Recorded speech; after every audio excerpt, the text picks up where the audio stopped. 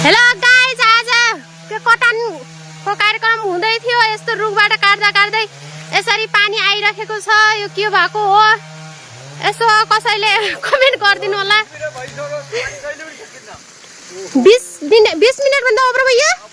है अझै 20 मिनट भन्दा धेरै भइसक्यो रे। यो सालमा पानी कम नै हुँदैन, झन् धेरै हुँदैछ। हेर्नु गाइज, बागमारी विष्णुपुर सामुदायिक वनमा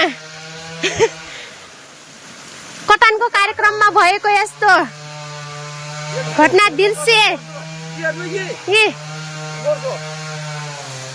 फोर्स हेर्नु कस्तो कति फोर्ससँग आएको छ। हेर्नु गाइज, अचम्मको दृश्य देखियो। यसको रुखको पुरै डिटेल हेर्नु। माथि यो सालको रुख होइन, सालको रुखबाट यसरी पानी बगिरहेको छ।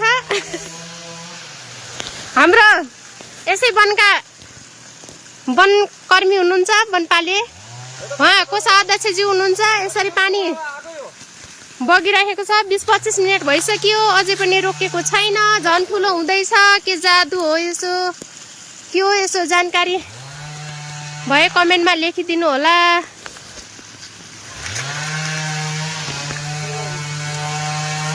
उहाँहरू हुनुहुन्छ हाम्रो यो रुख काट्ने व्यक्ति।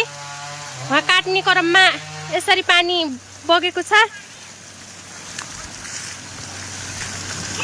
केही छ को अध्यक्षज्यू भन्नुपर्ने? हेलो हेलो हेलो सबैलाई नमस्ते।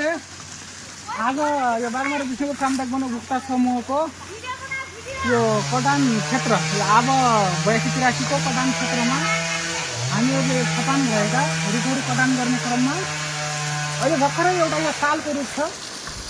यो सालको रुख यो काट्ने दाजुभाइहरूले कटान गर्ने क्रममा भर्खरै 2 मिनट जति काटेपछि त्यहाँबाट एकदम ठुलै भनौँ न, हाम्रो गाउँघरको धाराको 3-4 धारा पानी चाहिँ बगिरहेको छ।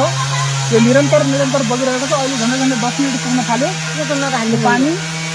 यो के कारण हो, यो पानी कसरी जम्मा भएको हो? रुख पनि त्यस्तो धोत्रो खालको पनि छैन र आजभोलि कुनै पानी परेको पनि छैन यसमा।